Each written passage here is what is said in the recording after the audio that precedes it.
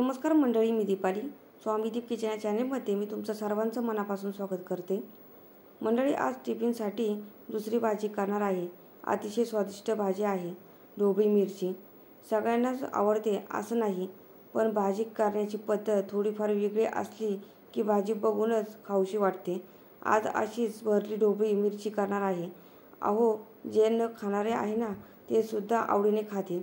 मंडळी, आजची रेसिपी आवडली तर हा व्हिडिओ तुमच्या फ्रेंड्सला रिलेटिव्हला शेअर करा. चला तर मग मंडळी, रेसिपीला सुरुवात करूया. इथे मी छान हिरवीगार फ्रेश कोवळी ढोबळी घेतली आहे. कोवळी ढोबळी ही भरली ढोबळी करण्यासाठी घ्यायची, म्हणजे ढोबळी लवकर शिजते आणि खायलाही खूप चविष्ट लागते. इथे भरली ढोबळीसाठी काही मसाल्याचं साहित्य घेतलं आहे. 14 ते 15 लसूण पाकळ्या, थोडंसं खोबरं पातळ कापून घेतलं आहे, 1 वाटी शेंगदाणे, 3 चमचे पांढरे तीळ, अर्धा चमचा जिरे, 1 कांदा बारीक कापलेला, थोडीशी कोथिंबीर बारीक कापलेली. आता ढोबळी कापून घेते. आपल्याला भरली ढोबळी करायची आहे, त्यामुळे ढोबळी ही बागच्या बाजूने मी दाखवते त्याप्रमाणे कापून घ्यायची आणि आतला बियांचा भाग काढून घ्यायचा. ढोबळी मिरचीचं वांग्याप्रमाणे नसतं. वांगे आपण पुढून कापून त्यामध्ये मसाला भरतो. ढोबळी मिरची पुढून कापायची म्हणजे आतल्या बियांचा भाग काढता येत नाही, म्हणून भरली ढोबळी करण्यासाठी मागूनच कापायची. इथे सर्व ढोबळी मिरची कापून आतल्या बियांचा भाग काढून घेतलेला आहे. आता मी मसाला भाजून घेते. इथे मी गॅस चालू करून घेतला आहे. त्यावर कढई ठेवते आणि गॅसची आच लो करते. कढई नॉर्मल गरम झाली की त्यामध्ये 1 वाटी शेंगदाणे घालून घेते आणि शेंगदाणे चांगले सालतडकेपर्यंत भाजून घेते. शेंगदाणे चांगले आतपर्यंत भाजले पाहिजे. हे पहा, शेंगदाणे चांगले भाजलेले आहे. आता एका ताटामध्ये काढून घेते. त्याच कढईमध्ये 1 चमचा तेल घालून घेते आणि खोबरं त्यामध्ये घालते आणि खोबरं चांगलं ब्राऊन रंगाचं होईपर्यंत भाजून घेते. गॅसची आच लोच ठेवायची, म्हणजे खोबरं करपणार नाही, ह्याची मात्र काळजी घ्यायची. हे पहा, खोबरं चांगलं ब्राऊन रंगाचं झालेलं आहे. ते आता मी मिक्सरच्या भांड्यामध्ये काढून घेते. आता त्याच कढईमध्ये लसूण घालून घेते आणि चांगली परतून घेते.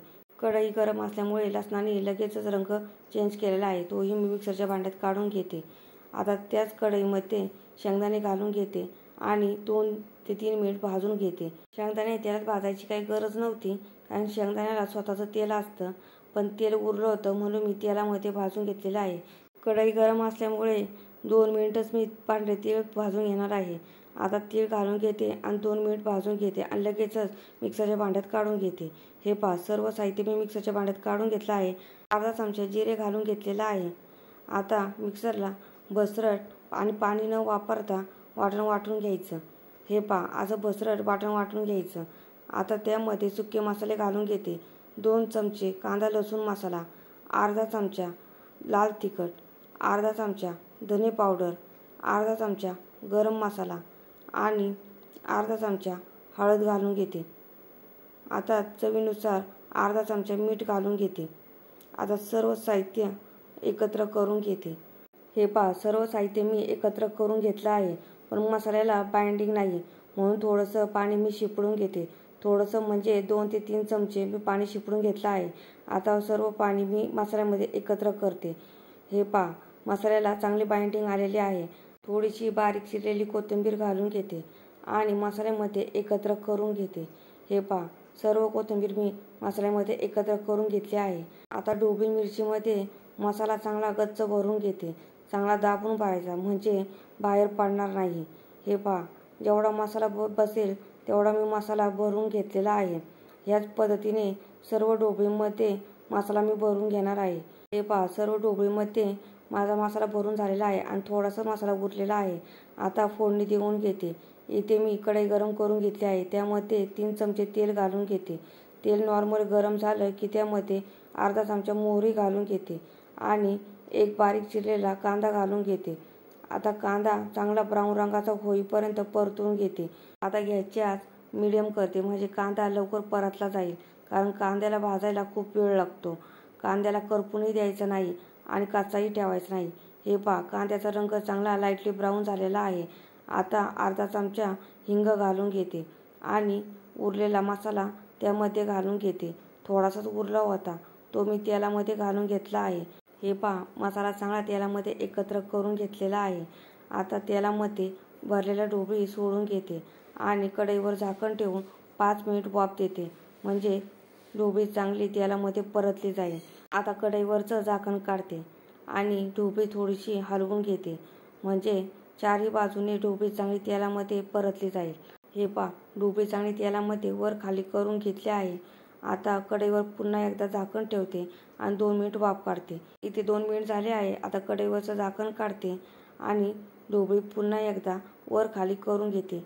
हे पहा, ढोबळीला चांगले डाग पडलेले आहे, म्हणजे ढोबळी चांगली आतपर्यंत भाजली गेलेली आहे. आता ढोबळी शिजण्यासाठी मी 1 ग्लास पाणी गरम करून घेतलं आहे. ते मी कढईमध्ये घालून घेते आणि थोडंसं चवीनुसार मीठ घालून घेते, म्हणजे वरून ढोबळीला मीठ लागेल आणि ढोबळी आळणी लागणार नाही. आता झाकण ठेवते आणि 5 ते 10 मिनिट म्हणजे ढोबळीमधलं पाणी आटवून घ्यायचं आहे. आधीमध्ये 2 ते 3 वेळा हलवून एकदा बघा, म्हणजे मसाला खाली लागणार नाही.